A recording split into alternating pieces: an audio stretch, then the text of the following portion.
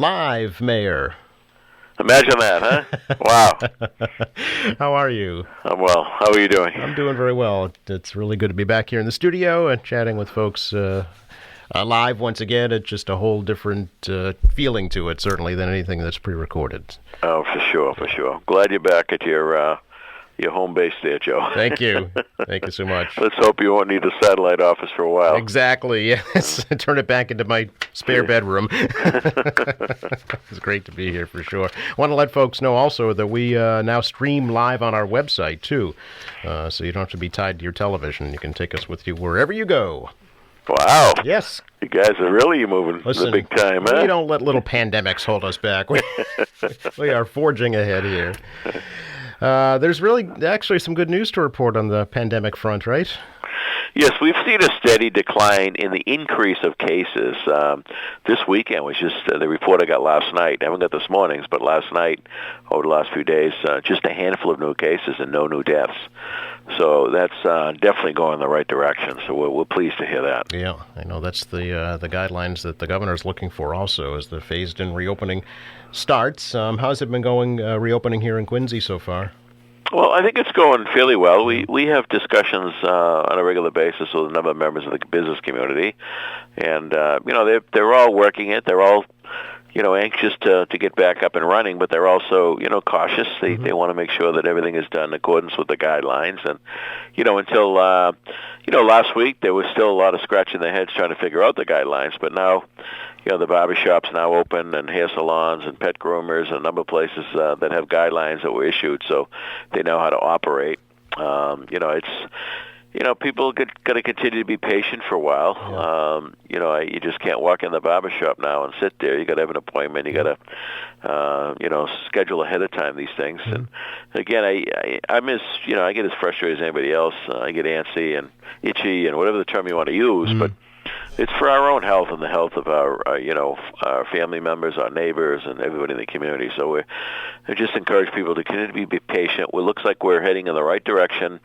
The phase 1 of the reopening has begun. Look forward to phase 2. So it's been a long haul for everybody. I know that, and certainly a tough situation for people who have lost loved ones or have had loved ones that have suffered dearly with the virus. So we certainly keep them in our minds and prayers. And it's easy to push for reopening when you haven't been affected, but you might have a different opinion if you had a family member get affected by it. Sure, or if you're one of the frontline workers that see it much differently than most of us. Yeah. Will the city pretty much go by the governor's guidelines?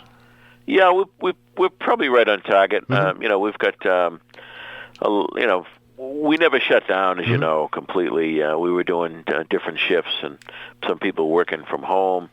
Some of that will continue, but we're trying to determine what the reopen date should be here at City Hall, whether it's June 1st or June 8th. But every office has people in it working, keeping advancing what we need to do every day, the mission of each department. So, obviously the parks and DPW, all the labor side, they've all been back full. And of course, police and fire never left. Teachers continue to do their thing, by virtual. And everybody's doing the best they can under the circumstances. And I appreciate the effort, really, by everybody.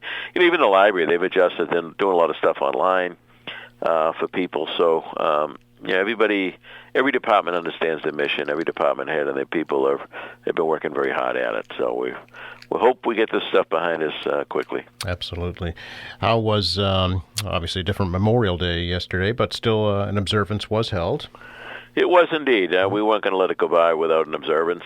More people showed up than I expected, and that's a great thing. That's a great spirit we have in Quincy.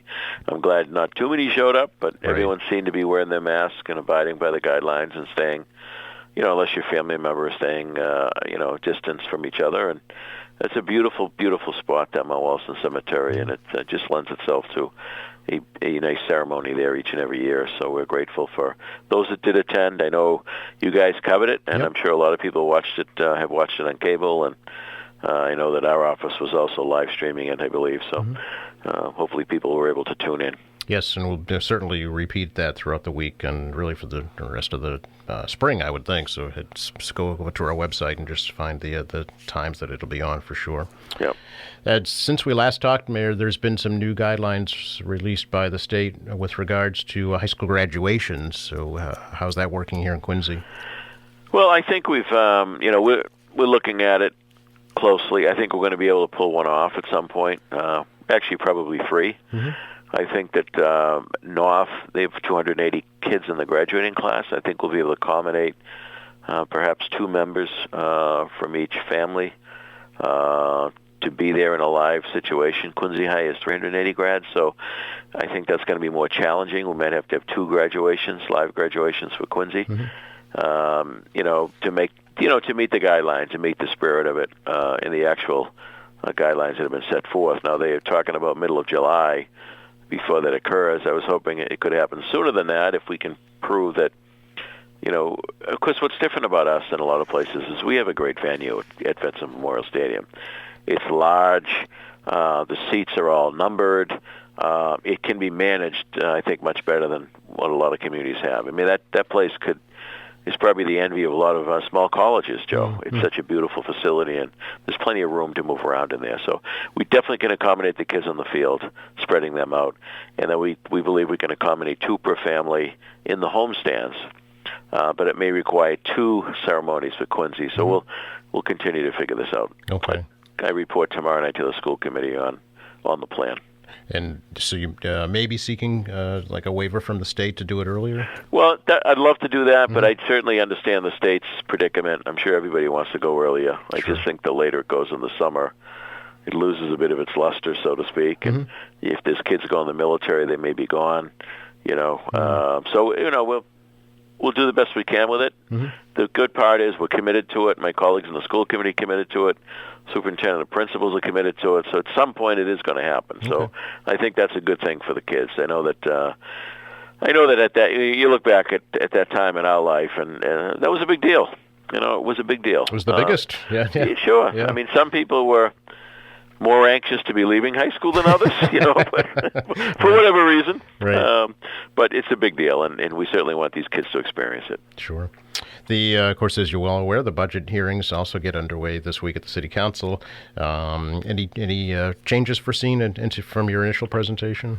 I don't, certainly from our perspective, I don't see any. Obviously, we have 9 members of the council that this is one of their roles, to look at the budget and make informed decisions. I think that, we're in a difficult year, so revenues are off. We're trying to accomplish a no tax increase in the fall budget. A lot of unknowns, a lot of moving parts, but I think it's doable. And with that, it's my expectation that the hearing should go fairly smoothly. I know that Dave McCarthy, as chairman of the finance, is looking forward to I don't want to say robust, but certainly a discussion on each of the departments. It gives the department heads an opportunity to speak about their mission. It gives the councils an opportunity to weigh in with some of their priorities. But it's there's no new programs in there and no new jobs on the city side. So there's not a lot to be cut actually. So, but I certainly respect their job and their their contributions along the way and deliberations, and see what comes out of it. We'll see what happens. Will it still take effect July 1st, or is that timeline going to change? No, it still takes effect for July 1st. Okay. That's the law. That has not changed. Now, the state legislators, John Keenan, our senator, Representative Ayers, Representative Hunt, Representative Chan, and, of course, the majority leader, Ron Mariano, are doing a number of things they're looking at legislatively to help us with some tools to help offset the revenue hit. So they're doing things at their level that may help us over time. But we're expecting a cut in state local aid. Sure. The state's off by billions, as we're off by millions. So I understand that. I hope it's not too deep, and certainly hopeful we'll get out of this quickly. Can you bring us up to date, Mayor, on the small business grant program? I know that the deadline to apply is now expired. So what's the process now? Yes, I had a meeting the other day with the folks from planning department and got an update. They were still working through, even though the date had closed. Some applications were incomplete online, so they were still working with a number of businesses. They were well over 500 applicants. Wow.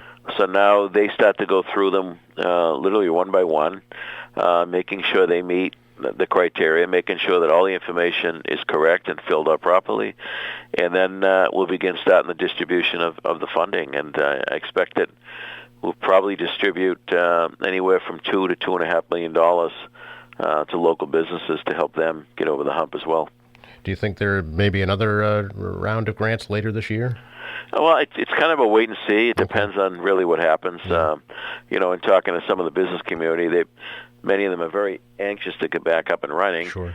Some of their employees aren't so anxious to come back, and some of that may be concerns about staying healthy. Some of it, and maybe that they're doing okay living on unemployment right now. I hope that's not the case, and I don't mean to be cynical, but those are the realities we're dealing with, and business people are dealing with. So, the phasing has begun. Let's hope it continues to go smoothly. And what's driving that is how the cases move and how the numbers are. That's so right. Let's hope they stay going in the right direction. Yeah. Also the other fund, the Quincy Relief Fund, how is that shaping up, Mayor?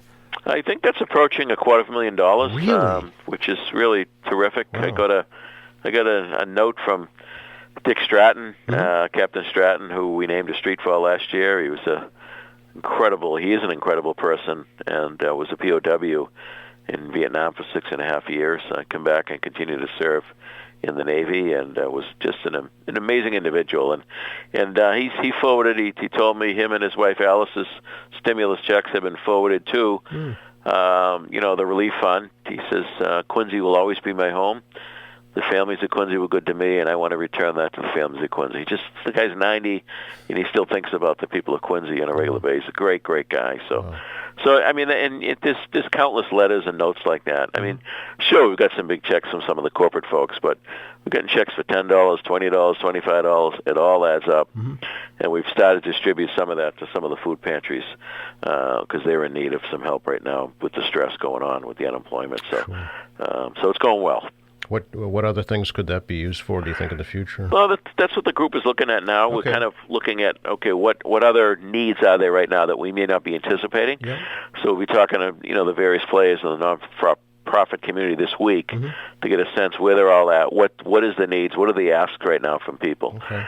It could be as much also as, we may be giving out gift cards to supermarkets, maybe to some of the veterans who are on Veterans Aid. There's all kinds of ways to help and assist in this crisis.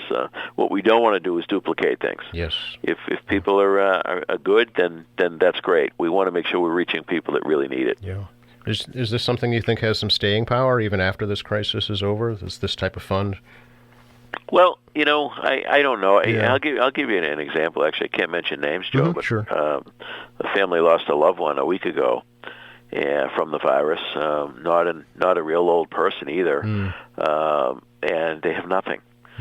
So they put together what they could, and we made up the difference so that they could have a decent send off for their loved one with a traditional burial. So there's things like that this fund is terrific for, and we're, again, grateful for all those folks that have contributed. Sure. That's something you don't think of, but when you talk about it, it brings it to light for sure. Absolutely. Yeah. Appreciate your time as always, Mayor. Well, welcome back, Joe, to the studios, and hopefully we'll see you in person one of these days for currently in Quincy. Absolutely. We'd love to do that, and yes, the sooner the better for sure. All right. Thanks again. Stay well. Thank you. Bye-bye. Bye-bye.